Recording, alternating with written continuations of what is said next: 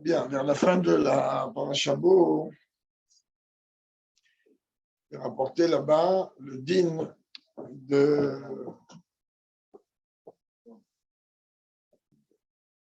comment on doit faire par rapport au premier-né d'un âne. Alors, petit akdama, on est obligé d'expliquer un tout petit peu. Il faut savoir que c'est une halakha extrêmement bizarre, car d'une manière concrète, l'âne n'est pas caché. Alors, il y a deux, trois découdotes, en vérité, qui sont liées avec quelque chose d'exceptionnel, tel qu'on a vu dans la paracha hier et tel qu'on le voit même maintenant. Le sujet de ne pas être fouille tova, c'est-à-dire le fait d'être reconnaissant dans la vie. Alors ça, c'est un sujet qu'on peut développer avec ou sans marcher des heures et des heures et des heures et des heures. Et reconnaissant, c'est-à-dire quoi être reconnaissant? On voit chez Moshe Rabbeinu quelque chose de très étonnant. Moshe Rabbeinu, il n'a pas frappé le Nil et il n'a pas frappé la terre.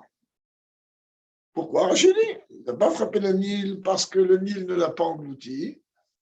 Il n'a pas frappé la terre par rapport à la plaie d'époux, par rapport au fait qu'il a pu enterrer l'Égyptien et grâce à ça, il n'a pas retrouvé le corps, donc on va pas pouvoir l'accuser. Donc, qu'on comprenne bien, si déjà pour du minéral, comme de la terre, de l'eau, alors on a vu que Moshe Rabbeinu, il n'a pas été Kfouy Torah. À raison de plus, des choses plus pareilles. Je ne vais pas rentrer dans tout le débat, mais ça, c'est quand même important. On s'aperçoit que, par exemple, Dieu, lorsqu'il nous parle de viande inconsommable, qu'est-ce qu'il dit? Il dit, vous allez jeter ça aux chiens. C'est pas grave, jette-le au lion, jette-le au tigre, jette-le au chat. Les chats. Les chats, ils mangent la viande. Au chien. Et pareil, là, on est en train de me parler de Petach Hamor. Et on vient me dire que même, comme Rachid le dit sur place à la fin de la paracha, que même si l'âne, en vérité, est un animal taref, donc comment voulez-vous qu'on puisse amener en corban? On dit non, bah, tu vas le transformer, c'est-à-dire là, le premier-né de l'âne, tu vas lui briser la nuque, comme on va voir tout de suite, et c'est tout un pile-poule sur la halakha, donc c'est un peu casse-tête ce soir, c'est un pile-poule halachique, et tu vas l'échanger contre un agneau. À partir de là, hein, on peut comprendre que l'agneau est consommable. D'ailleurs, la mitzvah de Peter Hamor, elle se fait même aujourd'hui. À Tzant, ça arrive assez souvent. Chez Rabbi Amos aussi, ils l'ont fait une fois ou deux. C'est une mitzvah. C'est pas si tu as envie, tu fais, tu n'as pas envie, tu fais pas. Et... Oui, Peter Hamor, c'est quelque chose qui est obligatoire. Il n'y a pas le temps, on donne bien les marcérotes, on prélève bien les troumottes. Donc, on fait bien un pidyon aben. On va arriver tout de suite. Alors, pourquoi le chien? Pourquoi l'âne? Il y a encore d'autres exemples, mais je ne veux pas qu'on s'éparpille trop. Hein? Non, on va comprendre pourquoi. À l'époque de la sortie d'Égypte, oui, c'était quelque chose comme ça. Enfin, dans la Torah, c'est marqué que cette viande inconsommable, la kelef tashlichun noto. Pourquoi un chien? T'as qu'à dire, jette-le un animal. Après, chacun va choisir son animal. Le chat, le tigre, le lion, ce qu'il a envie. En vérité, Dieu, là encore, il vient nous dire, il ne faut pas être fouille Tova. Bakara, ils n'ont pas aboyé. Alors, comme ils n'ont pas aboyé, vous n'avez pas aboyé, alors, je vous donne une récompense. La viande inconsommable. Le peuple juif, c'est, moi, je vais ordonner que c'est à vous qu'on doit la donner. Parfait. Les ânes, qu'est-ce qu'ils ont fait? Ben, la Gemara dans Bechorot, ce qu'on va traiter maintenant d'Indine tiré de la Gemara dans Bechorot, elle dit qu'à la sortie d'Égypte, chaque juif était avait possédé 90 ânes chargés d'or, de pierres précieuses et de diamants, Alvayaleno. Donc, à partir de là, qu'est-ce qu'ils ont? Donc, les ânes, on leur donne une récompense, pas un autre animal. Non, non, ils sont sortis avec des ânes. Maintenant, vous avez tapé une découda, mais là, je ne veux pas rentrer vraiment dans le débat parce que le chameau, il fait partie des débats dans la Gemara là-bas en Bechorot. Mais on ne va pas s'étaler, ça prendrait vraiment beaucoup de temps. Ben oui, on lui a dit merci. Dieu dit merci parce que si tu n'étais pas là, ils auraient dû porter toi. En la vérité, ça nous aurait fait plaisir de porter des sacs d'or et de diamants et de pierres précieuses. On n'aurait pas grogné. Ceci dit, on les remercie quand même.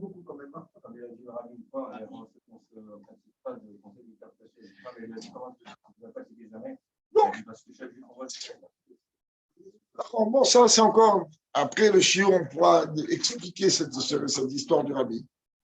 Dans la vie, il ne faut pas être fouille Thomas. C'est ce qu'on apprend.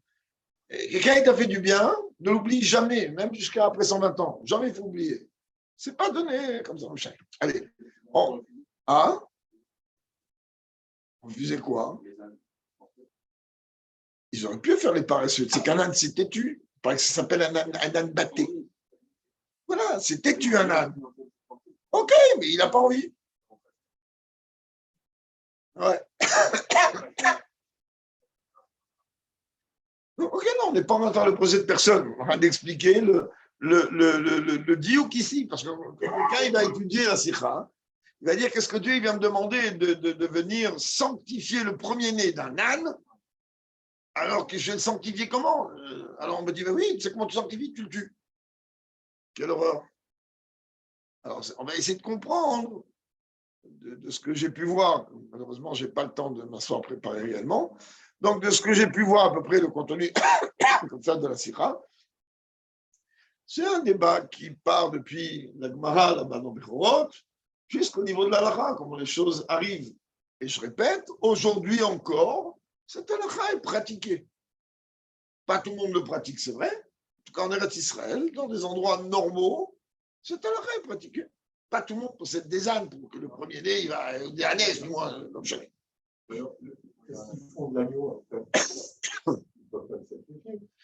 Ici, très honnêtement, ici, je n'ai pas vu sacrifier un agneau. J'ai vu, par contre, oui, briser la nuque. L'argent, la valeur. Au niveau de la halakha, ça marche avec la valeur. Et l'argent, il donne au Kohen. De la même manière que le pigeon à ben, on donne quoi? On donne des pièces. D'accord? Pareil ici. Oh, allez, on va rentrer dans la sikha. Répète un chamotif de WC, des motifs de varto. Alors, il dit, c'est pas compliqué. Chaque premier-né d'un âne, tu vas en vérité racheter par un veau, un agneau, et sinon, il va falloir que tu brises la nuque de l'âne. Très bien. Si tu veux garder l'âne et l'utiliser pour toi, ben tu dois donner en contrepartie un agneau. Très bien. Piresh Rachid, Rachid dit, ça veut dire quoi briser la nuque? Arafto bekofitz me'achorav ve'orgo. C'est-à-dire tu dois lui briser la nuque par derrière et le tuer. C'est que ça à faire, non, de tuer le premier-né, surtout que là, il s'agit d'un premier-né dès qu'il... D'après la halakha, c'est dès qu'il sort, dès qu'il voit le jour. Il a un jour, et puis on lui brise la nuque, on le tue. Bienvenue au monde. Alors on lui répond, c'est tout le débat là-bas dans la Gemara. Ou il cite Mamono, ça c'est Rashi qui parle. Ou il cite Mamono chez le Kohen. Ah, le premier-né de ton âne, il appartient au Kohen. Tu n'as pas voulu lui donner, parce que de toute façon, qu'est-ce qu'il va faire avec? Alors maintenant, on va venir te faire payer toi, on va te faire perdre à toi de quelque part de l'argent. C'est-à-dire, on va briser la nuque à l'âne, comme Arnaud. Allez, on va rentrer dans les débats. A priori, Rashi ici, il vient expliquer deux sujets différents. Aleph, Maopiru Sharifa. Ça veut dire quoi briser la nuque? Orpo Bekofis Marora Verogo. Il se met par derrière, il lui fracasse la nuque. Haïnou, non, ce n'est pas des oiseaux, c'est des manades. Haïnou, Sharigat, Apetaramot, Ridot, Bofen, Meyuchad. Ça veut dire qu'on ne tue pas de manière courante le premier-né d'un âne, mais ça doit être spécifiquement briser la nuque. Bête, tam evidat tarifa. Pourquoi on doit lui briser la nuque? Il a en vérité fait perdre au Cohen une somme, donc on va lui faire perdre de l'argent. C'est une katane. On a quand même besoin d'une petite explication. Encore une sira à la base sur Rashi, mais cette fois-ci, elle va, comme on va rentrer dans un diouk halachique et dans un pitpoul de Gemara. Le Mishnah ici plutôt, ou de Braïta pour être plus précis. Donc, ici, il est en train de dire pourquoi Rashi, il a intégré les deux sujets en même temps. De là que Darko, tu me racontes, ma filou, Bepirouchete, Vachat, je dis, d'habitude, quand il m'a expliqué deux choses de deux manières, alors il met un espace, ou deux dibramatril, ou deux fois la même dibramatril. Là, il a mis tout en même temps. Et plus que ça, parce que Tav Rashi, on peut Bekofis, Makora, Veogo, Mekoro, Bestam, Mishnah. D'où il tient Rashi que de quelle manière on fait tuer le premier-né de l'âne, d'être ça d'une Mishnah à la fin du Périkalev dans Bechorot. Où là-bas on dit, Loratzal de Torbo Bekofitz Machorav, Vekovro. Et là, Rashi, on parle de. Alors il y a marqué là-bas, et il va l'enterrer. Chez Koule Almamo de bas. Tout le monde est d'accord. Il dit, Tam Arifaou, il cite pour les Firayassim Mamono. Ou dat Levi Bibraïta Shuva Bigmara, Tan Levi, oui, or, la raison que Rashi apporte ici, on est tous d'accord qu'il faut briser la nuque à l'ânesse, au bébé de l'ânesse, au petit âne qui vient de naître. Mais maintenant, c'est la raison pour laquelle on doit briser la nuque, ça vient d'un maître. J'ai essayé de réfléchir un petit peu qui c'est, je n'arrive pas à voir qui c'est. On n'appelle même pas Rabbi, on appelle Lévi tout court. Lévi. Dans la Braïta en plus, là-bas, il faut dans la Braïta de la Gemara. Là-bas, c'est marqué Tan et Lévi. Lévi l'a enseigné, oui, si. Donc, a priori, la raison pour laquelle on doit briser la nuque, elle n'est pas nécessaire. Moi, j'ai besoin de savoir que j'ai une ânesse qui vient de mettre bas d'un âne. Ok, soit je le donne au Cohen et je suis tranquille, soit je vais l'échanger avec un veau. Stop. J'ai besoin maintenant de venir me dire, ah non, mais il faut lui briser la nuque. Très bien. Après, tu me dis, tu sais pourquoi? Ok, je vais briser la nuque, c'est-à-dire que je ne vais pas en tirer profit, que lui, il ne va pas en tirer profit. Et il soit réglé. Il dit, non, comme toi, tu n'as pas voulu donner, tu as fait perdre au Cohen, parce que les termes sont précis. Tu as fait perdre au Cohen quelque chose, on te fait perdre à toi aussi quelque chose. Non, non, non, c'est ce qu'on ne dit pas. Là, c'est très particulier, c'est Inyan de Petachamor, c'est très, très particulier. À Pirsidout, à Pikabala, c'est très joli, mais ce n'est pas le débat tout de suite. Voilà, maintenant, il y a un midrash. Mechita Kahanita. Le Mechilta, il dit, quand on est en train de dire que si tu ne vas pas le racheter, alors tu vas lui briser la nuque, on ne t'oblige pas à tuer le nouveau-né. On te dit à la base, rachète-le. Rachète-le, il va rester vivant, regarde-le, quand tu veux le tuer. Ah, maintenant, tu ne veux pas le racheter, peu importe tes raisons. Ni avec de l'argent, ni avec un agneau, alors tu es obligé de lui briser la nuque. Mais quand même, le Midrash ici, le Mechilta ici, il dit quoi? Il dit que la mitzvah de racheter, elle précède la mitzvah de briser la nuque. C'est-à-dire, elle est prioritaire. D'abord, après, autre explication, autre sujet qui est apporté ici. ואם לא תבדה וערפתו, אם אין אתה פודהו ועורפהו הועיל, אבת הנכסה כהן, אב נכסה חי עובדו. On voit que quoi? Que là, le Mechilta aussi dit la même chose. Il y a, maintenant toi, tu ne veux pas le racheter, alors tu n'auras pas le choix. Il faudra lui briser la nuque. Et pourquoi? Parce qu'étant donné que toi, tu as gaspillé, tu as fait perdre en fait les biens du Kohen, alors on va te faire perdre tes biens.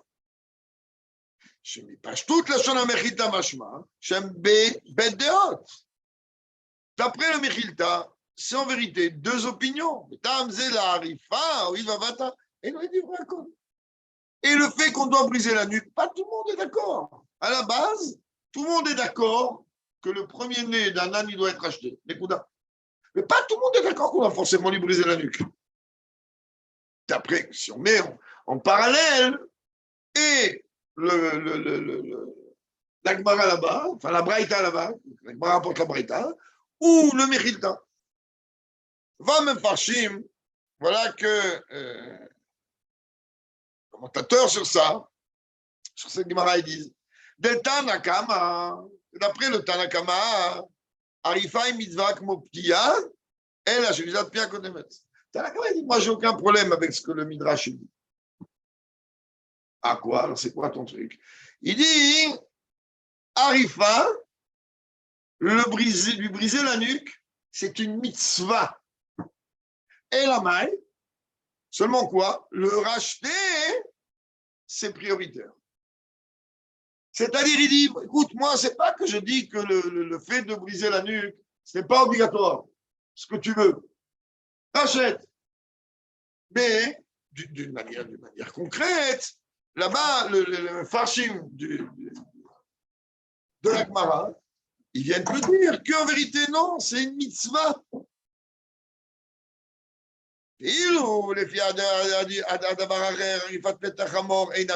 Alors qu'on voit que là-bas,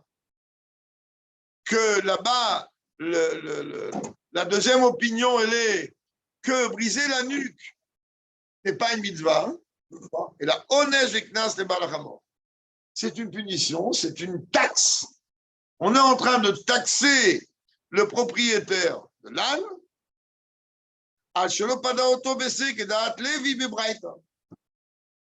par le fait qu'il n'a pas racheté avec un agneau, comme ce maître-là, Lévi, qu'on voit dans la Braïta.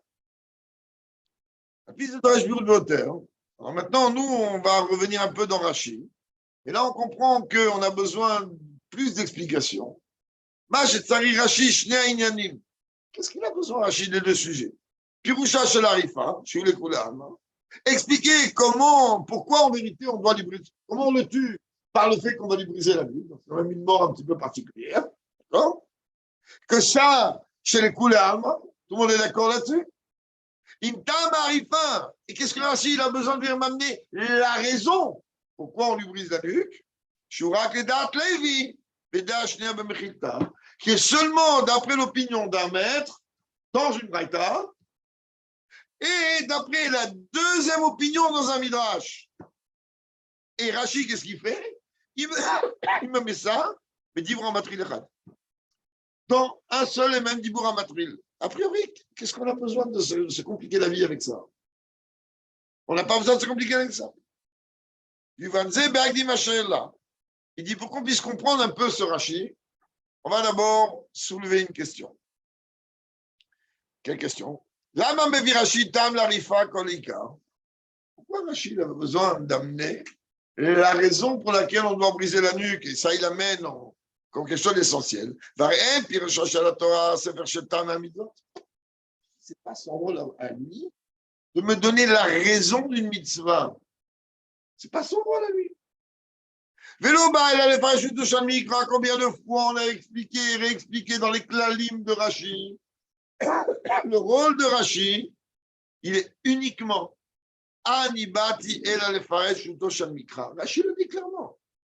Il dit moi, ne commencez pas à me casser la tête. J'interviens uniquement lorsqu'il y a un manque de compréhension dans le sens élémentaire de la Torah, donc du pshat. Il n'est pas là pour expliquer C'est quoi l'aspect d'une mitzvah ou la raison d'une mitzvah? Ou il n'est pas là non plus pour faire une tfila ou pour venir me raconter de l'histoire.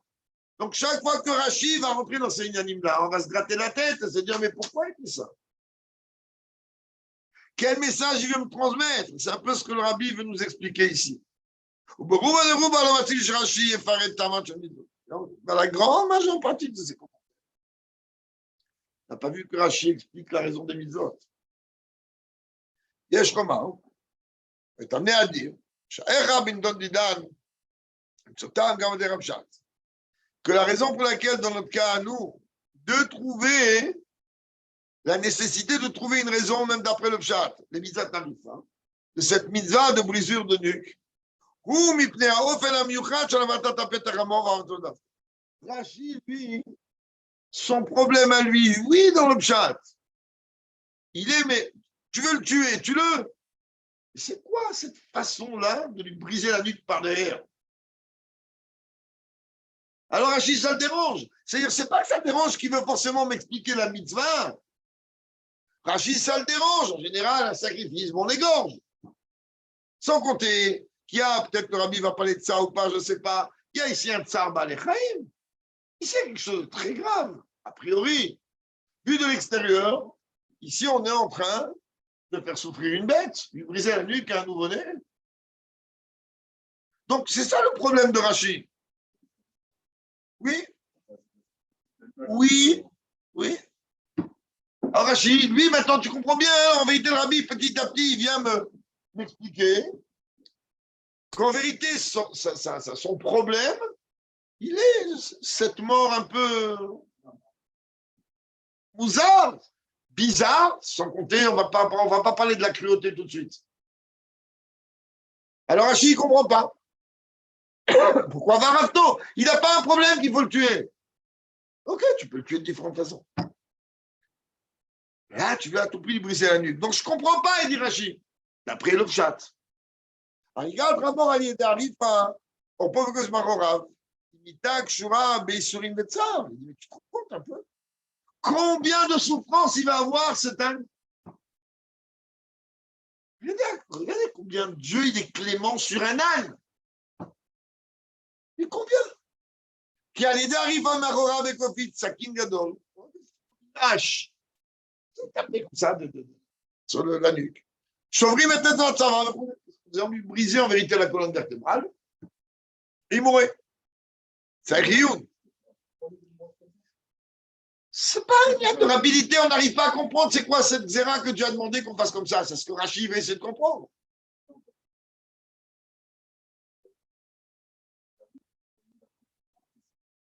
Non, non. Peut-être c'est un croc. Peut-être c'est comme ça que ça doit être. Rachid, pour l'instant, il dit moi, je ne comprends pas. C'est où? Même si en vérité, on va trouver une raison d'une nécessité de tuer le premier-né d'un âne, on va trouver une raison. D'accord? Parce que de toute façon, l'âne, il n'est pas à toi.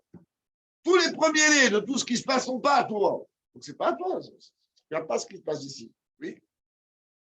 Bon, il me dit, voilà, chef, tu es en train de prendre le premier-né d'une bête pure, on te dit tout de suite, tu la sacrifies. Ce n'est pas à toi. D'accord? On a compris que ce n'est pas une bête pure. La question est, pourquoi la tuer d'une façon aussi horrible? La tuer, je peux comprendre. Et encore, en vérité, au lieu de la tuer, on donne un échange. Tu es un agneau, donne de l'argent. C'est pas à toi.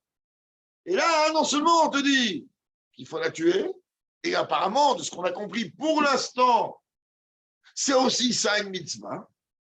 Il a tué de cette manière. Donc Rachid, il est désemparé par rapport au pshat, je répète. Derrière ces pétards à mort chez le Rafaï de Nosrim Lamit, puis comme on Donc on revient à notre question. On est tous d'accord, ok, très bien. Tu vas me dire, mais tu veux me parler d'une mort bizarre? Il a parlé tout à l'heure, Rabbi Yaakov Israël, il a parlé. Mais il y avait ce qu'on appelle l'amlikata off. Prenez, oui, petit volatile. On le tuait d'une manière. Le Cohen avait un ongle pointu, comme les mots alimés. Prenez, il tendait le cou et il lui coupait la gorge. Avec l'ongle. Et c'est quand même pas pareil du tout, c'est une shrita. Là, hein, c'est une shrita. Bon. Pourquoi, notre question à nous ici, pourquoi une mort tellement bizarre? Avec n'importe qui est capable de comprendre qu'on n'a pas le droit de faire souffrir un animal. Même un enfant, il sait qu'il ne doit pas faire souffrir un animal. En plus de ça, regarde là-bas dans le noir.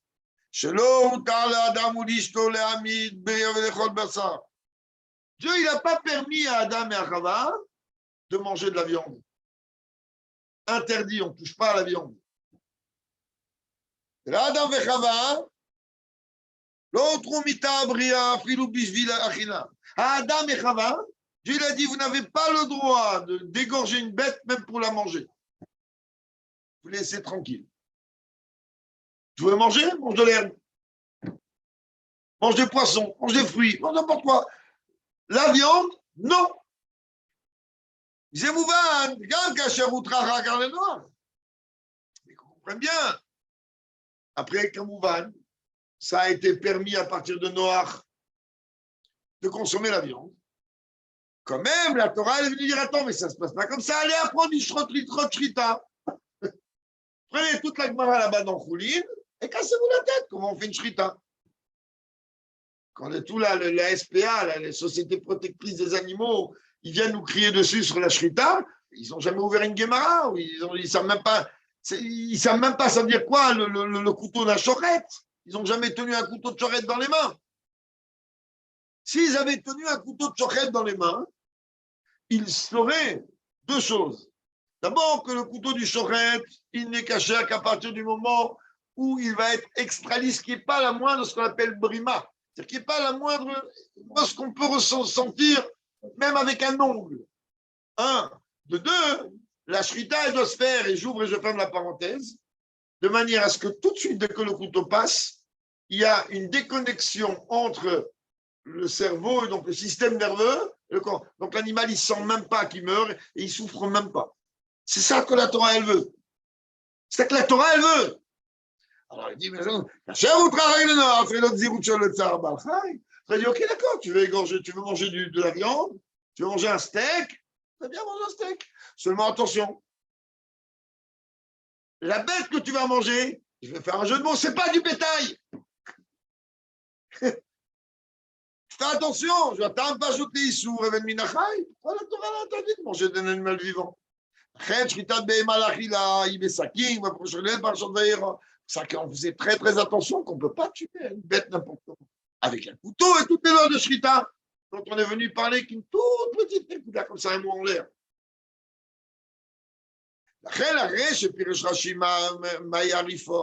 Donc après que Rashi, il est venu m'expliquer ça veut dire quoi? Arafto. Oref. Oref, c'est la nuque. Et il dit Orpo Bekofnis Marora Veogo. Il prend une forme de hache comme ça, c'est un couteau grand, bizarre, et il ne fait pas la shrita, il lui brise la nuque et il le tue. Alors, il est obligé de m'expliquer pourquoi il fait une chose pareille. Oui, Sid Mamono Shelko, le grand Sid Mamono. Ah, tu as fait perdre un gain au Cohen, on va te faire perdre de l'argent. On est encore dans le flou. Mais la sirah n'est pas très longue. En général, quand elles ne sont pas longues, elles sont un peu corsées. On va essayer d'arriver à bon port. Biuradava, figation. C'est chez Baal Hamor, Eino Rotse Livdoto, Eino Ela Efsed Bilvad. C'est ça que le propriétaire de l'âne. Il ne veut pas racheter le premier-né. Il y a une perte pécuniaire. Elle n'a rien gagné de plus. Là, de toute façon, il est là, il va se servir, il va rachète-le. tu ne veux pas racheter, c'est qu'en vérité, c'est juste un ignan de Revar, qui code un petit atoare ou asubana. Premier comme ça. C'est que le premier-né de l'âne, si tu ne l'as pas racheté, tu n'as pas le droit d'en profiter. D'accord? Parce qu'un Rashi dit vraiment, tu disais, Noten, c'est la Cohen, ou Petachamon, Moutabana. Rashi te dit, mais alors comment il fait quand il a une ânesse qui vient de lui faire de mettre à bas un premier bébé? Et c'est pas compliqué. Va prendre un agneau, donne-le au Cohen, laisse le Cohen faire ce qu'il veut avec, et toi, vas-y, garde ton âne.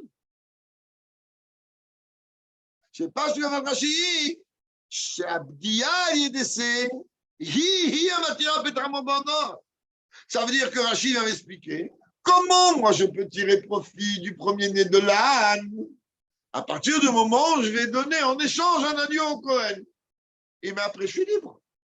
Après, je peux faire de l'âne ce que je veux. Oh, il me le pot de auto. Ah, c'est la mytho. Il faut pas délirer. Parce que si tu ne vas pas le racheter, tu vas être contraint de le tuer et d'une manière peut-être pas très agréable. Et Imken, dans ce cas-là, qu'est-ce qu'il va tirer comme profit, le bonhomme, s'il ne va pas racheter l'âne? Dans les deux cas, il ne peut pas l'utiliser. Alors justement, Adrab, au contraire, s'il aurait racheté avec un agneau, ben, il aurait été gagnant. Qui est rassé ou par mort. Ah, pourquoi gagnant? Parce qu'un agneau, ça vaut beaucoup moins qu'un âne. Un âne, ça se négocie. Ben, c'était le moyen de locomotion de l'époque, c'était le camion pour faire les déménagements, donc ça négocie beaucoup plus qu'un agneau. Sans compter, je ne me rappelle pas exactement, parce que comme je n'ai pas toute la Torah dans la tête, que le cycle, tous les combien de temps une ânesse elle peut mettre en bas un âne, alors que les agneaux, Dieu bénisse, c'est assez fréquent. Donc il dit en vérité, il est clair que la valeur, dans Achin, il faut voir là-bas, que la valeur d'un âne, elle est en vérité supérieure à celle d'un agneau. Donc il est gagnant, donne un agneau, et t'as fini.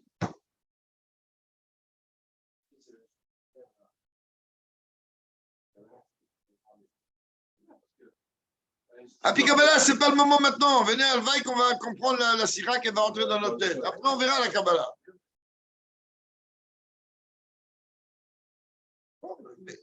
Mais maintenant, on n'a même pas fini la syrah encore. Attends. Tu vas arriver avant d'être parti. Attends.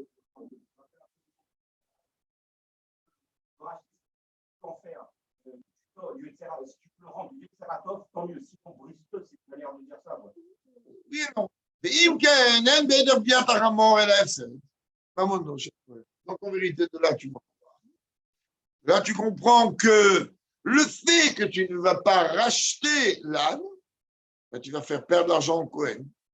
Parce que quoi l'argent au Cohen? C'est que tu ne vas pas lui donner l'agneau. Alors, qu'est-ce que tu fais? Il y a un clal, par exemple, dans la Torah, qui est le clal anti-égoïsme. C'est ce qu'on appelle Zénéné, Vézélochaser. Lui, il va tirer profit, et toi, ça ne va rien te coûter. Alors, il y a un autre clal ici. Il y a, moi, je vais l'appeler en russe, c'est le clal du Shmet. C'est ni toi ni moi. Mais moi, je même toi, ne peux pas tirer profit de l'âne. Donc, ça s'appelle le Shmet.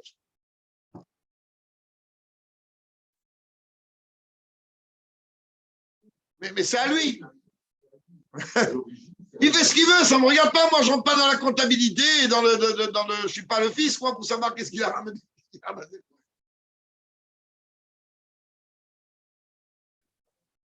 Oui, c'est un manque à gagner. C'est un manque à gagner. Il devrait gagner un agneau, il ne l'a pas. Un agneau, c'est un agneau. Oui. Il dit en vérité, ni l'un il profite, ni l'autre il profite. C'est vraiment Tout le contraire de la bonté, de la miséricorde. C'est pas que Jean, en vérité, tu as un esprit tordu et tu dis, je vais faire une petite arnaque comme ça. Le Cohen, je lui donne pas, mais moi, je vais kiffer avec. Mais toi, tu peux pas profiter avec. Et lui, tu le prives de ce qui lui appartient. Donc, il y a un malaise. Ça, on lui dit, bah, tu sais, Coco, tu vas payer. C'est-à-dire, on va te pénaliser. Ça me fait penser un petit peu au din de Chametz Shavar Alav Pessah. Qu'est-ce que j'en ai à cirer, moi? Quelqu'un, il n'a pas vendu son Chametz à Pessah. Qu'il soit un commerçant ou qu'il soit un particulier. Alors, tu es en train de me dire encore pour un particulier, c'est un quart de problème. Pour un commerçant, tu as lui dire, écoute-moi bien, ah, tu n'as pas vendu ton Chametz, écoute-moi bien tout ce que tu as dans le marsal, tout ça, tu vas le jeter à la poubelle. Jeter à la poubelle. Ah, pourquoi? Un crash. Tu veux t'amuser avec la loi des Chachamim, on va te pénaliser. Alors là, il te dit, bah, écoute, c'est pas compliqué, tu as voulu empêcher le Cohen de recevoir ce qui lui appartient, mais on va te pénaliser. Mida, Kenegan Mida. Comme toi, tu te comportes, on se comporte avec toi. Chez nous, on va te avoir des règles. Pas seulement qu'on va prendre l'âne, on va le tuer. Et on dit, je suis en pauvre coffice, marorav, veongo, shariga, beofenze, madgisha, chez Poula, chez F7 Bilvad. Là, il nous explique. Et en vérité, pourquoi cette mort étrange? Pourquoi cette mort bizarre? Pour lui dire, on veut juste te montrer que c'est de la perte à tous les niveaux. L'âne, tu l'as perdu. Gamarno. Yassin Mamonov, Yassin m'a dit, bon, Zariou, tu mets un gâteau. Et on lui dit, tu sais quoi? C'est cruel de tuer un âne comme ça. Ben, c'est ton comportement vis-à-vis de tu es cruel. Donc, ta cruauté, qu'est-ce que ça te coûte? C'est pas à toi. Oui, monsieur, c'est pas à toi. C'est pas à toi, c'est à lui. Tu dis ni toi ni moi. C'est cruel, ni toi ni moi.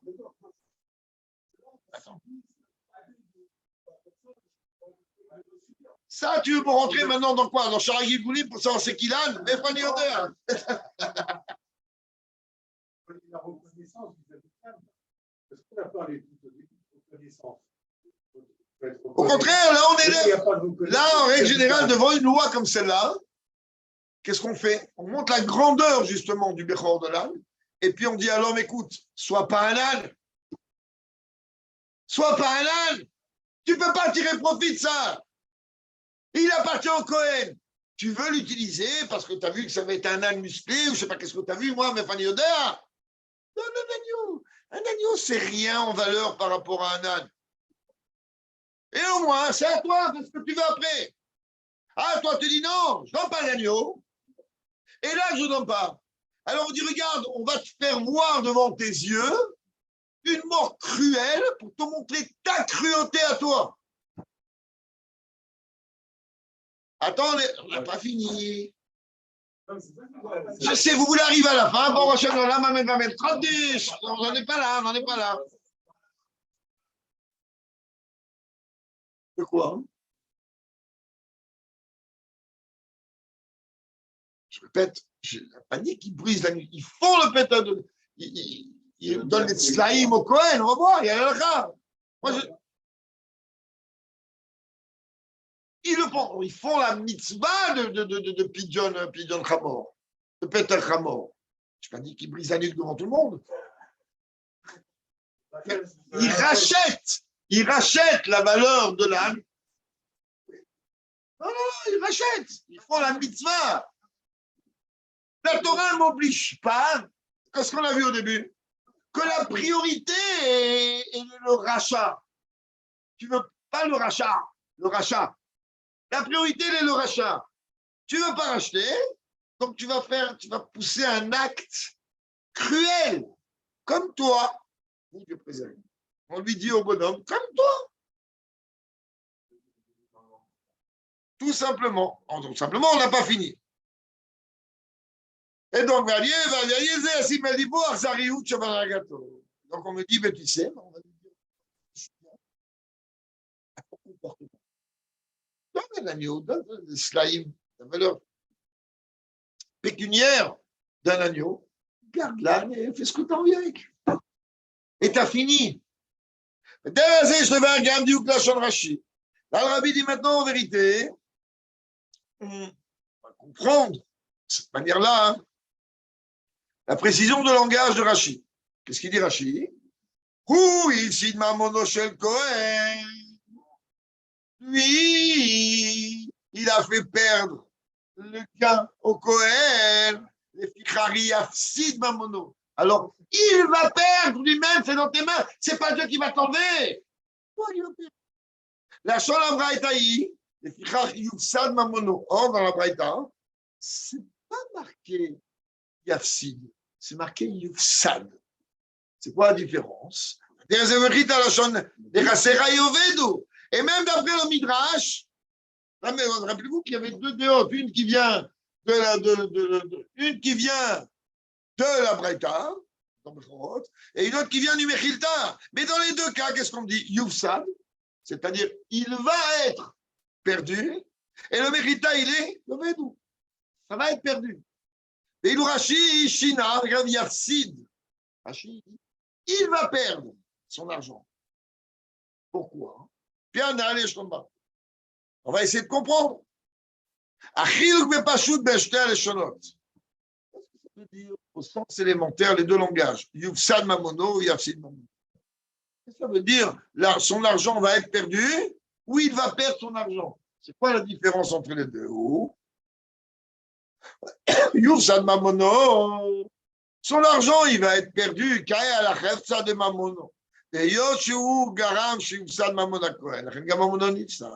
Ça veut dire là, on parle maintenant du chefsa. L'argent lui-même, il va être perdu comme il a fait perdre l'argent au Kohen.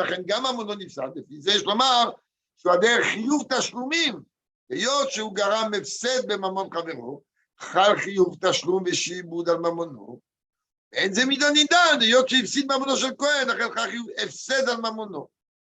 Il dit en vérité, quand on dit Yufsad, ça veut dire que l'argent, il va être quelque chose qui ne t'appartient plus. On va trouver un moyen. Dieu, quand il veut récupérer. Dieu, il sait comment récupérer. Dieu, il sait comment récupérer. C'est exactement comme le Nyan de Shabbat, Taïch. Dieu dit, regarde, tu t'es fait de l'oseille, bravo, tu as pris des milliards, très sympa. Tu sais, moi j'ai des factures, je peux t'envoyer, Dieu préserve un huissier qui va t'inventer une pénalité en Israël grâce à Dieu. Ils sont très spécialisés ils sont des tentats là-dessus exceptionnels. Que Dieu bénisse le gouvernement actuel et en précédent.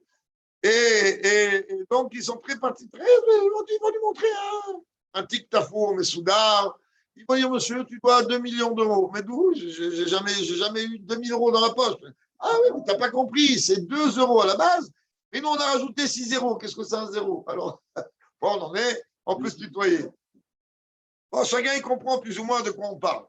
Shikem Yapsid Mamono, Kaela Gavra. Quand on est en train de dire Yugsan Mamono, on est en train de parler de la Khefsa. Quand on dit que son argent, il va être perdu, on est en train de parler de quoi? Du moyen. Mais lorsqu'on est en train de dire Yafsid, on est en train de parler de Gavra, c'est-à-dire de lui. C'est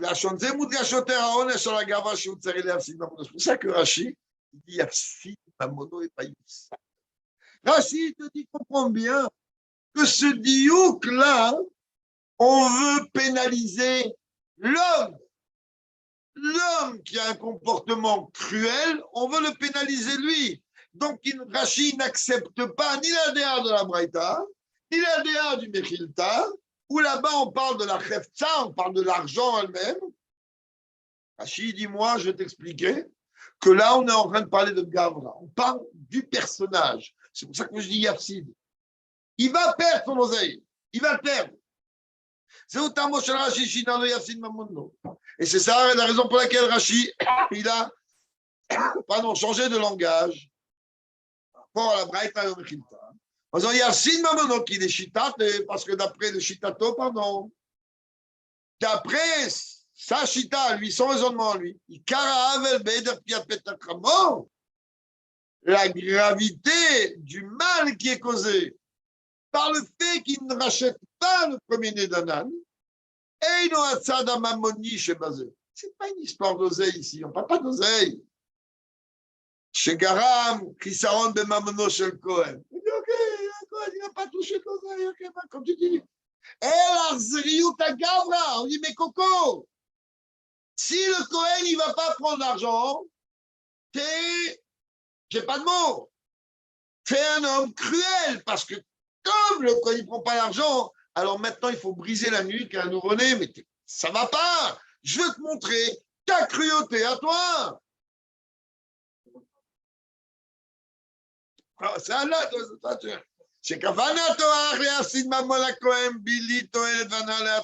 parce qu'on lui dit, cher ami, je sais pas si on dit cher ami, on dit, monsieur, ta kavana, elle est uniquement de dire, ben Cohen, tu n'auras pas mon oseille. Alors on dit, ben regarde, on veut te faire ressentir ton comportement, comment ton raisonnement, il est cruel. Quant à l'âne, voir avec Dieu qui c'est cet âne qu'on dit tout à l'heure, d'où il vient et d'où il vient pas, on n'a pas fini.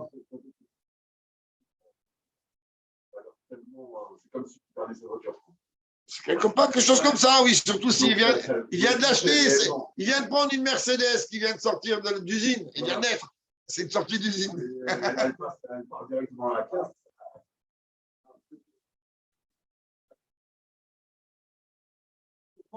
Pas la personne à ce stade de pas donner au Cohen. C'est évident que c'est ça. Vous voyez ce que je veux dire? Mais c'est évident que c'est ça, c'est ce qu'on dit depuis tout à l'heure. Non, mais nous, on voyait la chose à l'inverse. Vous voyez, par cause que tu n'as pas donné au Cohen, par conséquence, on va te faire ça. Moi, je dis non! La Torah, elle a envoyé ce signal de brisure de date, justement pour pas qu'un juif ait la pensée de ne pas donner au Cohen. Mais c'est ça le truc. J'ai une question maintenant. Est-ce que c'est arrivé? C'est une petite question.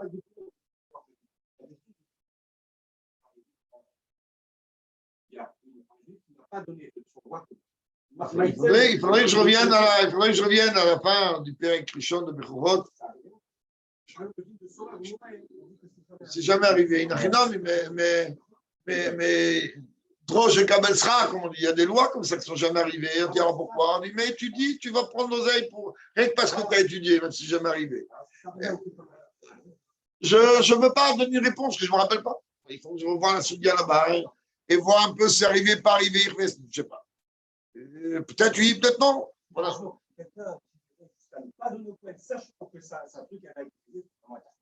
C'est ce qu'on peut te dire. Il y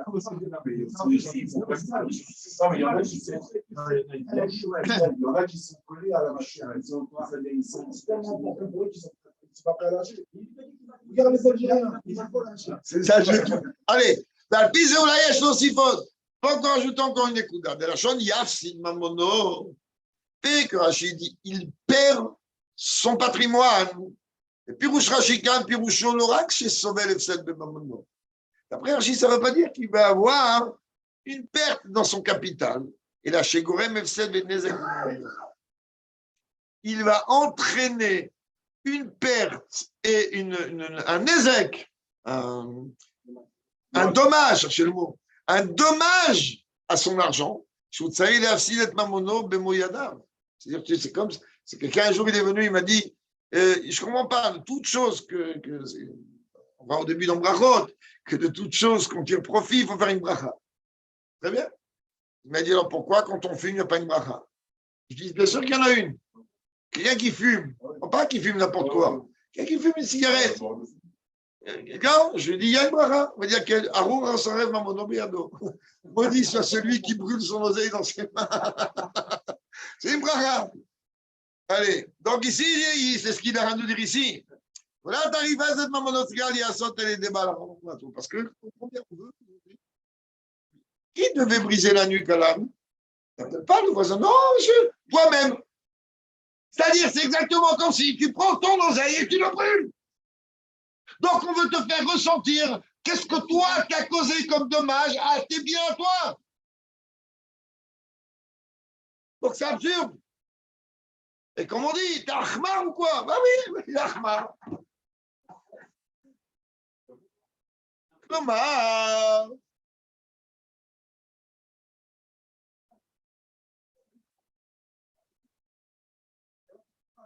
C'est vrai, on est sur Zoom, on aimerait juste terminer la sira, on a un temps. Après, on débattra.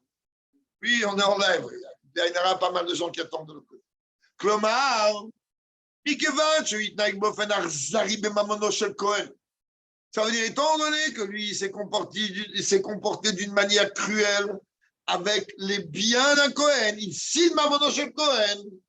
לפיכך עונשו שהוא בעצמו צריך לעשות פעולה אכזרית בממון שלו. Toi, cruellement, tu as fait perdre de l'argent au Cohen, ben cruellement, toi-même, tu vas perdre ton propre argent de tes propres mains. Voilà qu'on a expliqué plusieurs fois, le Rabbi dit, quand on parle des klalim de Rashi. Bien, chez les Pirouchot à la Torah, le Baraché, le Farjou de Shanmik, bien qu'on sait très bien qu'en règle générale, dans son commentaire sur la Torah, Rashi vient de nous expliquer uniquement ce qui ne va pas dans le sens élémentaire. En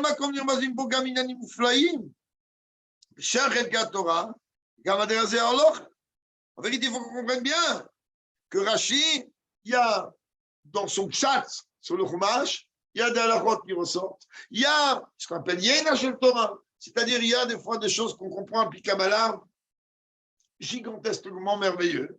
C'est ce que le Rabbi va nous expliquer maintenant. Pareil, on peut dire par rapport à notre cas ici.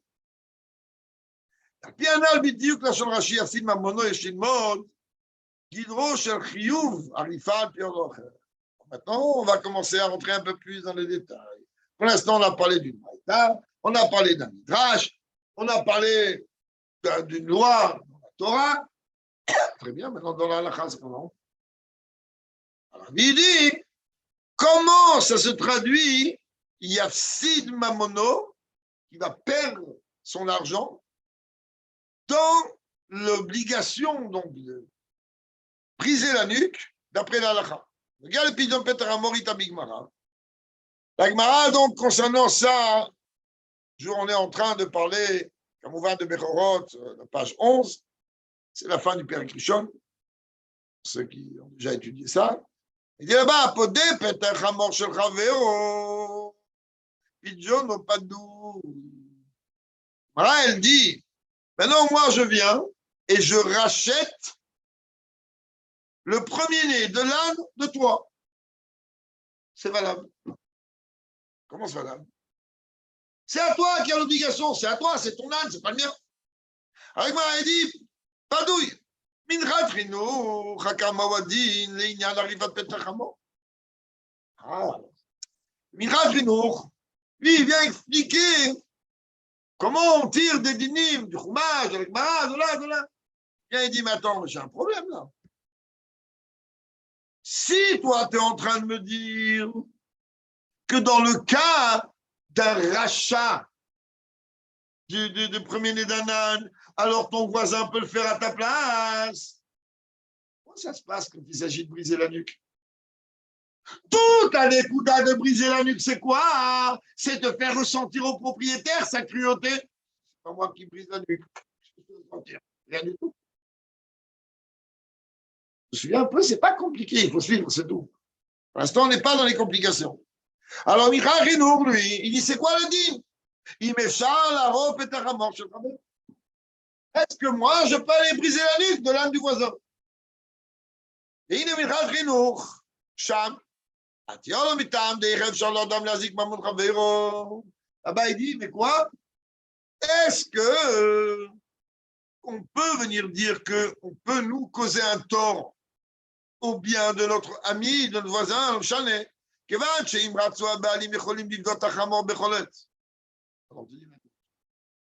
partir du moment où les propriétaires, ils auraient pu à n'importe quel moment racheter, là, avec les champs faux, Mazik Maman Travero. Achète-le, toi. Pourquoi tu lui brises la nuque? Pourquoi tu brises la nuque? Tu veux faire quelque chose pour lui? Tu vois que lui, c'est un khmar fini? Achète-le. Et la chaise, il est basé à Pimaché Rashi Bigmara. Le problème, il est que quoi? Que Rashi, là-bas dans la Gemara, il dit, il aurait fallu faire toute la Gemara avant de penser à ça. Et Ficha, il sal mamono, Yechofeu bedin orpo leachar shloshim. Le bedin il va contraindre le propriétaire de briser la nuque. Au bout, il a 30 jours devant lui.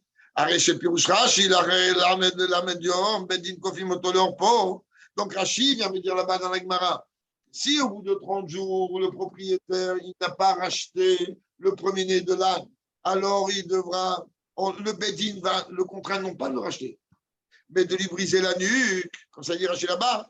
Donc de là, on peut dire que quoi? C'est un petit coup de merveilleux. On peut dire qu'en vérité, oui, après 30 jours, je peux moi briser la nuque du premier-né de mon ami. Et là, on ne va pas entrer dans le din de musique parce que là, c'est fini. C'est une Bedin qui va te contraindre. Tu es obligé de te plier de ce que Bedin dit. כיוון שכבר אין בידו הברירה לבדוק, שבית דין קובעים אותו. Moi, je viens d'apprendre que mon voisin, il avait son âne, son ânesse, il a mis bas un âne. Ils sont passés 30 jours. Je veux faire quelque chose. Quelque chose? Je ne peux pas racheter.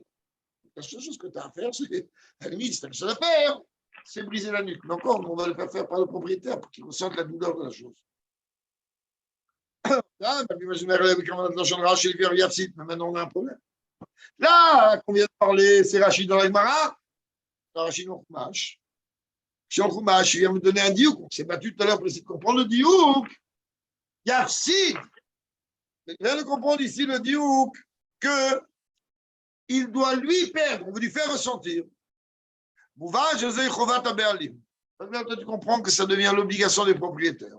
Chez Baal Achamor, ça la rof, les Afsid Mamono, Vein, les Akot Bikum Provazo. Donc là, Rachid ne se contredit pas du tout. Après 30 jours, si moi je veux racheter là, je connais quoi, du voisin, je ne peux pas. Et moi, je ne peux pas non plus lui briser la nuque. Lui, il va le faire. Non, parce que si on était le 29e jour, j'aurais pu racheter et lui, il les quitte. Passer 30 jours, moi, je ne peux pas racheter, mais je ne peux pas briser la nuque non plus. C'est à lui de briser la nuque. Et donc, on voit qu'en réalité, qu'il n'y a pas de contradiction dans ce qu'il dit dans la Gemara ou dans ce qu'il dit dans le Chumash. Yes, aussi bon. Abidjan pas, je t'en encore une autre chose. Il n'y a Abidjan Petach Amoro chez Ravero, chaque time, un phare chez Mitamadov. Sinon, le fait de pouvoir acheter l'âme de son ami, il y a tout un débat. Un débat dans les Mefarshim. Le Tosot, dans le Tosot là-bas, il est rapporté. Chez Mizad, il y a Ein Achovat Abealim. Racheter n'est pas une obligation du propriétaire. Vu que mon Bdiat, Hekdesh, quand on a mis Livdot Mamon Hekdesh, Rakabalim Shekdi. Toute chose qui est sanctifiée, on peut la racheter. Qu'elle m'appartient, qu'elle ne m'appartient pas. Je rachète. Même si ce n'est pas à moi. Alors, dans le cas j'ai pu en péter un mot, on va de Bali. Ou Bidjon, elle était gravée au moins une mitam, Sri avec Shnibut.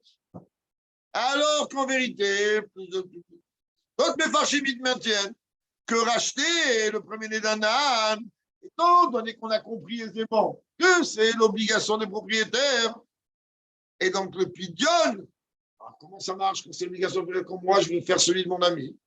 En vérité, c'est exactement comme si j'ai mérité d'accomplir une mise ou tout simplement, j'ai pris ça comme une shlichut. Tu m'as fait shliach, même si tu ne m'as pas fait. Pendant la vente de Hametz, on est comme ça, je ne sais même pas pourquoi. La vente de Hametz, il caradine, quelqu'un que lui, il ne veut pas vendre son Hametz. C'est dur. On rappelle d'une histoire, publique, pas en public, ce n'est pas important, même en public. Il y avait quelqu'un dans la choule qui a eu l'intelligence de vouloir ouvrir une pizzeria. Il a ouvert quand la pizzeria? À Purim, un peu après Purim. Tu viens de démarrer une affaire, mon frère. À peine elle démarre l'affaire, tu vas arrêter de travailler pendant 8 jours. Bon, c'est vrai que tu vas bien travailler la veille de Pessah, mais après, le problème, il est que la pizzeria, il était associé avec un goy. Et le goy, lui, il a dit, mais je ne pas va faire une pizzeria cachère. Je ne pas faire, je vais fermer la pizzeria. Après, ils vont commencer à se battre. Il est venu me poser la question. Bon, j'avais 35 ans de moins qu'aujourd'hui. La question, on va remouler. Avant d'aller voir Moulin, j'ai rencontré et croisé à Pesner, à la Shalom. J'ai dit, voilà, Pesner m'a dit, tant pis pour lui. Tant pis pour lui.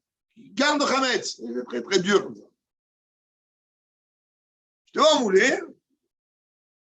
On n'a pas le droit de demander à deux rabbinim. C'est parce que je l'avais croisé, je posais la question comment on donne une solution. Je t'ai pas demandé une halakha. Il n'y a pas de solution. Tant pis pour lui. Moulin m'a dit, tu notes. Tu mets devant le Hametz. Et là, il m'a vu le regarder comme ça. J'ai pas osé lui dire, mais Rappeler, il ne veut pas. Et alors, Moulin me regarde. Il me dit, qu'est-ce qui est plus grave? Posséder du Hametz à Pessah, un juif, que ça serait Afkaret, ou voler un goy, que ça c'est mis des Rabbanan. C'est un sourd, mais le voir, il revient bien de Rambam.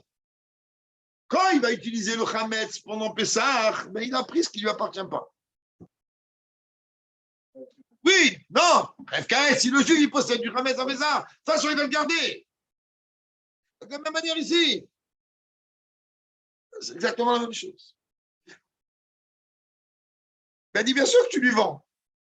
Tu vas être toi son shliach, qu'il le veuille ou pas, tu vas vendre son Hametz. Il ne veut pas, c'est pas grave. Bien sûr, mais c'est évident.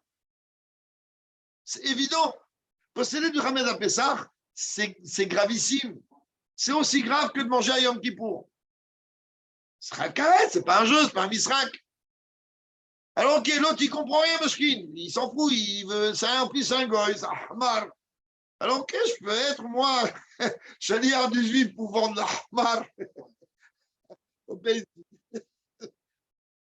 Puis, un an, du site de Piroucho à la Torah, donc par rapport à ça. Quand on va regarder, Chita de Rashi, dans son commentaire sur la Torah, c'est le mot, on est amené à dire, je cause et oura, qui vient de dire. Ça marche. À quoi? Dans quel cas? Dans le cas du rachat. C'est pas pareil qu'on parle de briser la nuque. Là, il y a des gars,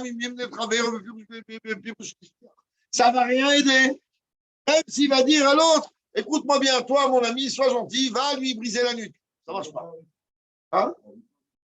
Lui briser la nuque. Arafton, Oref. Inachinom. Qui revint tarifa et on est sur la gavre. Parce que briser la nuque, c'est une punition sur qui passe sur l'âne, sur l'homme, pour lui rappeler sa cruauté. Sera les asot, mais moi, il y a d'un canal, il n'y a que de cette manière qu'il paye sa facture. Il n'y a pas une autre manière. On veut lui faire comprendre sa cruauté. Je répète, quant à l'âne, c'est une autre discussion. Quand on va terminer avec encore un autre diouk, dans le langage de Rachid. Il dit, où ici, maman, cher Cohen, il a fait perdre le patrimoine de l'argent du Cohen. Et la répondu après, parce que tu as dit tout à l'heure, oui. Ici, il n'a rien perdu. C'est un manque à gagner. Pas qu'il a perdu. Il n'est pas allé voir chez le Cohen, il a braqué, il a pris de l'oseille. J'aurais dû te donner 10, je ne t'ai pas donné. Ben, c'est un manque à gagner. Et la répondu après, j'ai la tête, c'est la Cohen. Et là, on est à l'eau. C'est pas qu'il est venu lui faire perdre quoi que ce soit au Cohen. Je comprends. Théorie, on est amené à dire. Les gars, mais il y a très varnicret FC. Un manque à gagner est appelé une perte. Alcool pas va des Ravchat. Au moins, on va aller sur ce que l'après le pchat. Ah bah. Quand tu faresh ken à la chaîne, il filme mamono. Et là, tu ne peux pas dire ça dans ce cas-là par rapport au langage de Rachid. Rachid ne dit pas qu'il y a un manque à gagner. Il dit tu as fait perdre son argent à lui, au Cohen. Ça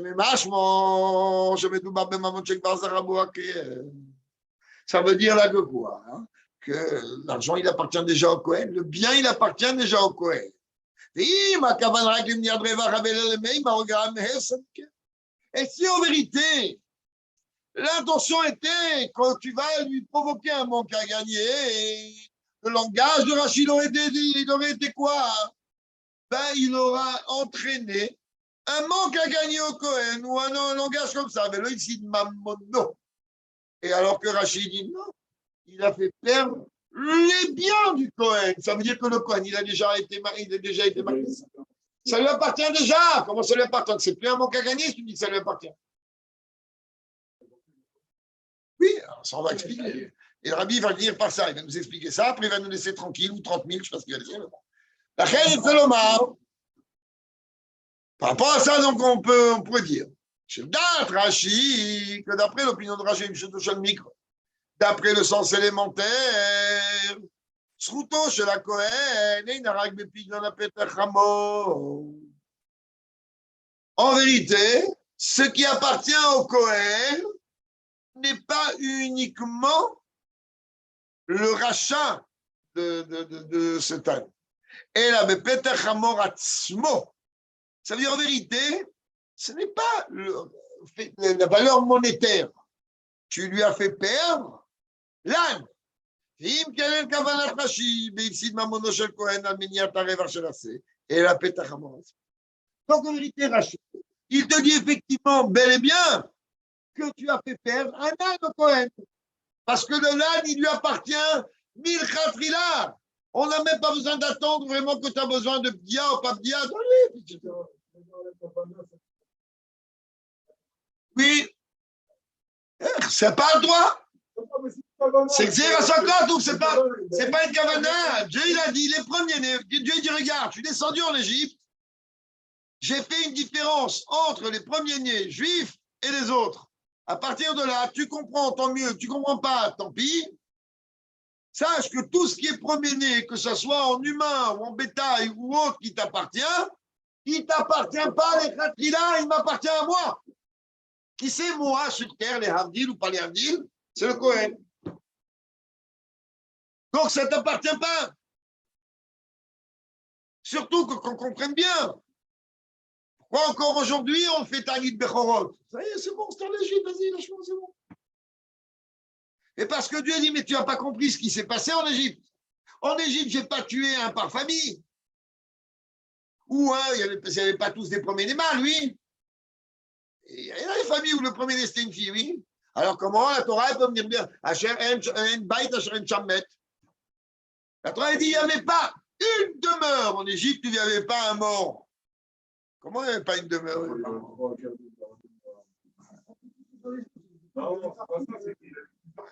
Parce qu'ils étaient tous premiers-nés d'une autre femme ou d'un autre père. Donc il dit regardez, j'ai fait un massacre en Égypte avec les premiers-nés. Je ne vous ai rien demandé, moi. J'ai demandé de vous dire les Ratrila que le premier-né, il est à moi. Je ne vous ai pas demandé de le tuer. Ah, tu veux jouer au cruel? Ben, regarde ce que tu fais. Regarde, regarde ce que tu as en train de faire. Toi, parce que tu ne veux pas reconnaître qui m'appartient.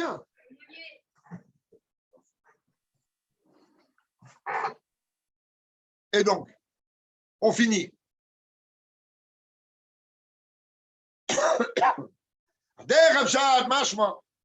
Après le chat, on comprend. Des guides, Peter Hamor, Peter Hamor, cher la Kohen. Ça veut dire en vérité qu'il appartient déjà les Khatrila au Kohen. Et la Shamratora, Shainotim Peter Hamor Asmo le Kohen. Et la Sechim Livdot Oto Miyado. Et des Tinatzim comme Hamor. Et la Torah te dit rien, moi je ne te demande pas de donner le. Là, il ne t'appartient pas, il appartient au Kohen. Mais je suis gentil, je ne te demande pas de donner la valeur de l'âne. Un âne, ça vaut, c'est une Mercedes. Je t'ai demandé de donner un vélo électrique. Toi, tu as une Mercedes qui vient de sortir du magasin, de l'usine, pardon. Je t'ai demandé de donner une trottinette. Nous, on ne veut pas trouver une Parashat Korach, comme on voit d'ailleurs dans Parashat Korach. Chirac, ça me fera Géranétine dans les pieds de la belle, puis de Pedramor, le Kohen. Il faut attendre là-bas pour que la Torah m'explique comment on doit donner au Kohen. On doit donner au Kohen. Korach. Et Tziat Mitzrayim, Dieu dit, ça m'appartient. Ok, alors ça dit quoi, ça t'appartient? Je fais quoi avec? Mon premier-né, il t'appartient, j'ai compris. Le premier-né de tout ce qui m'appartient, j'ai compris. Ça fait comme un Tarles. Quand on dit que Peter,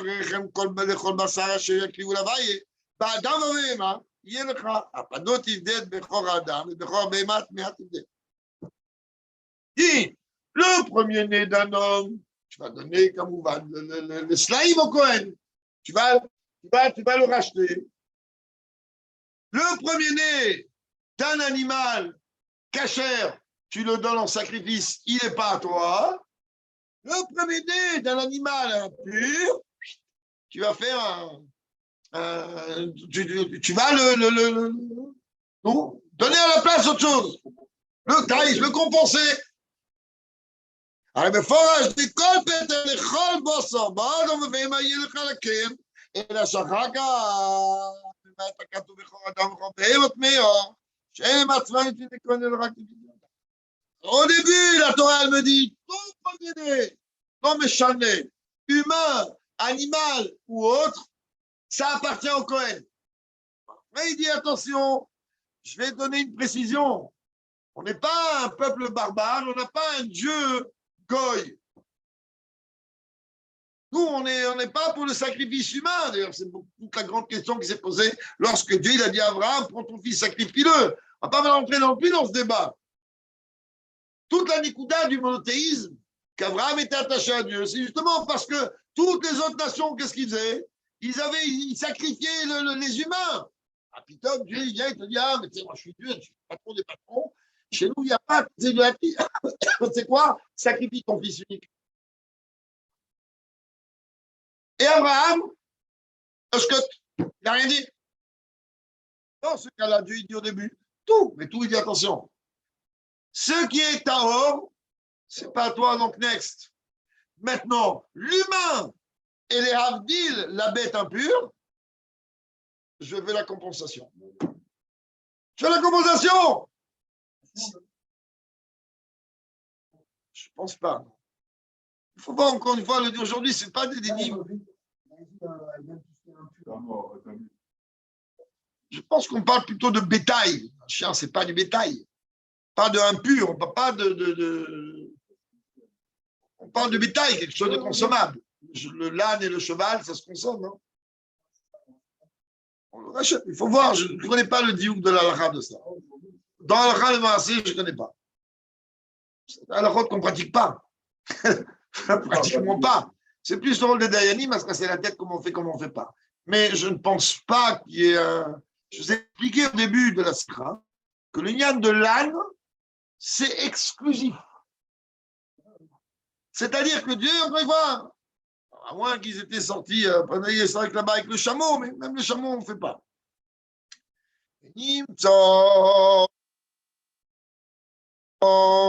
Donc de là, tu vois que quoi? Que la compensation du premier-né de l'âne, Yataraman Miyad à Cohen, dès que l'ânesse met bas un âne, déjà, il a dans sa carte Théoudat Zéhout, il appartient au Cohen. Il appartient à personne d'autre. Et la Torah cite à l'Israël, ils ont tombé à Cohen.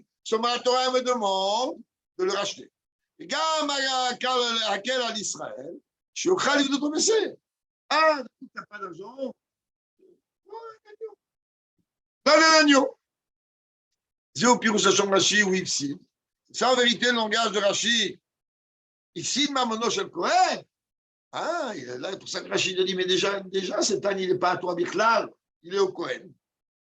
Toi, tu as fait perdre l'argent au Cohen. Celui-là qui veut garder l'âne, il est en train de voler de l'oseille, mais ce n'est pas le terme voler ici, il fait perdre de l'argent au Cohen, au Kohanim. Parce que d'après le Pshat, ce n'est pas à toi, cet âne, dans cette Théoudat Zéhout, il y a marqué Cohen dessus, les Havdil. Et même que la Torah elle a demandé aux Juifs de le racheter. Et donc les Kohanim, ils ont en vérité une mainmise dessus. C'est pas une mainmise choisie. C'est ou lui ou l'agneau. De la même manière, quand il y a un premier-né, un garçon, qu'est-ce qu'il dit le Kohen? Qu'est-ce que tu veux? Et le pire, c'est que les gens, ils pensent que c'est une rigolade. C'est vrai que nous, on la tourne à la rigolade. Pour détendre tout le monde. Mais si on était un petit peu sérieux, on comprendrait qu'un pidyon à bête, ce n'est pas une rigolade du tout. Le Kohen, il pourrait prendre l'enfant et partir. Il a passé 30 jours, il prend l'enfant, il part avec. Mais la Torah, elle dit attention, qui venait. Alors, il faut le racheter. Avant, si on ne l'a pas fait avant, on peut le faire même après, parce qu'un enfant, on n'a pas demandé de lui casser, de lui briser la nuque. On voit bien qu'aujourd'hui, par exemple, tous les Juifs qui viennent d'arriver de Russie, que même la Brit Mila, ils n'ont pas fait. On a notre cher ami, le Rav Techman, Rav Kook, Lui, 2-3 fois par semaine, il y a une fois, il a fait Brit Mila, Pidyon Abel, du père, du fils, et Bar Mitzvah maintenant, sur le même jour.